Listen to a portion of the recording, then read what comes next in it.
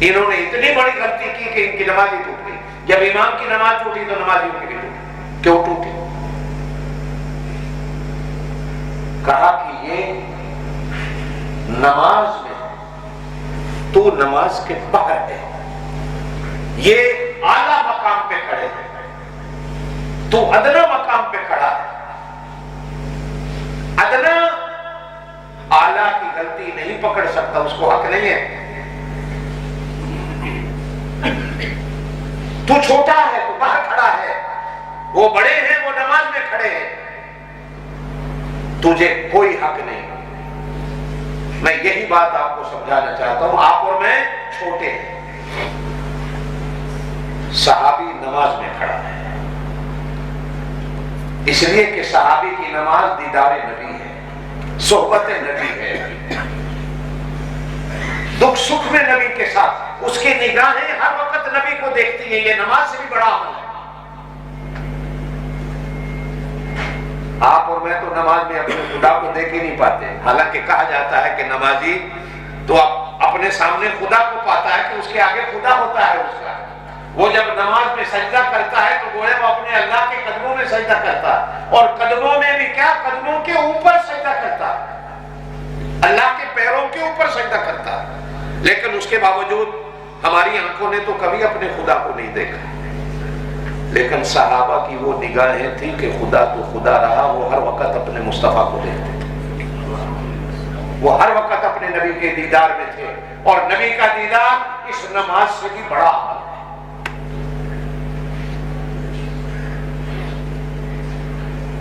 نبی کا دیدار نماز سے بھی بڑا عمل ہے.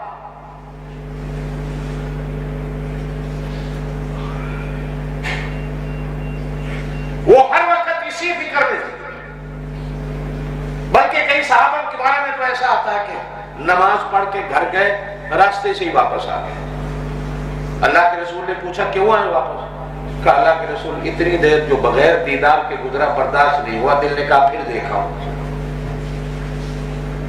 کئی ایسے تھے رات کو سوتے سوتے بیوی بچوں کو چھوڑ کے آ جاتے تھے، کھڑے ہیں دروازے پہ، جب اللہ کے نبی باہر نکلیں گے دیدار کریں گے. او بھائی سوئے کیوں نہیں؟ کہ نیند نہیں آتی کہ آپ کے دیدار کے بغیر سو کیسے جائے.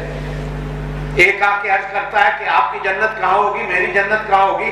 دنیا میں آپ کے دیدار کے بغیر رہ نہیں سکتا، تو جنت میں آپ کے دیدار کے بغیر کیسے رہوں گا؟ آپ کی جنت کے پاس کو مجھے جھگی مل جائے، کوئی چوکیداری مل جائے کہ آپ کو آتے جاتے دیکھتا رہوں گا، دیدار ہوتا رہے گا، جنت کے مزے آئے. ورنہ اس جنت کو کرنا کیا جس جنت میں آپ کا دیدار نہ ہو.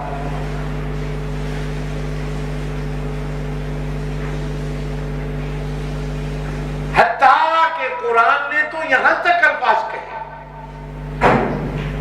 جنگ احد کے بعد، جب صحابہ کرام سے ایک چھوٹی سی بھول ہوئی اور جیت شکست میں بدلی. آپ صلی اللہ علیہ وسلم کے دندان مبارک بھی شہید ہوئے، آپ کا وجود مبارک بھی لہولہان ہوا، تو آپ کے چہرہ مبارک پر ناراضگی کے اظہار آثار آئے کہ میں نے ان سے کہا تھا یہاں سے ہلنا نہیں، یہ ہلے کیوں؟ آج کے بعد یہ جو بندے ہیں ان کو اپنے پاس نہیں بٹھاؤ جو ہلا. انہوں نے میری بات نہیں مانی. ابھی سوچ رہے تھے کہ جبرائیل امین قرآن لے کے آ گیا، میرا نبی نہیں، میں نے ان کو معاف کر دیا. اور آپ کو بھی کہتا ہوں معاف کر، اور معاف کرنے کے ساتھ ساتھ وشاورہم فی الامر، آئندہ بھی انہی سے مشورہ کرنا ہے. اس لیے کہ میں ان کے دلوں کو جانتا ہوں، ان کے دل کیا ہیں. ٹھیک ہے ظاہراً ہو گئی، لیکن یہ دل سے برے نہیں. ان کے دل کی تاریں صرف تیرے اشاروں پہ کھڑکتی ہیں. ہے انسان کبھی بھول ہوگی.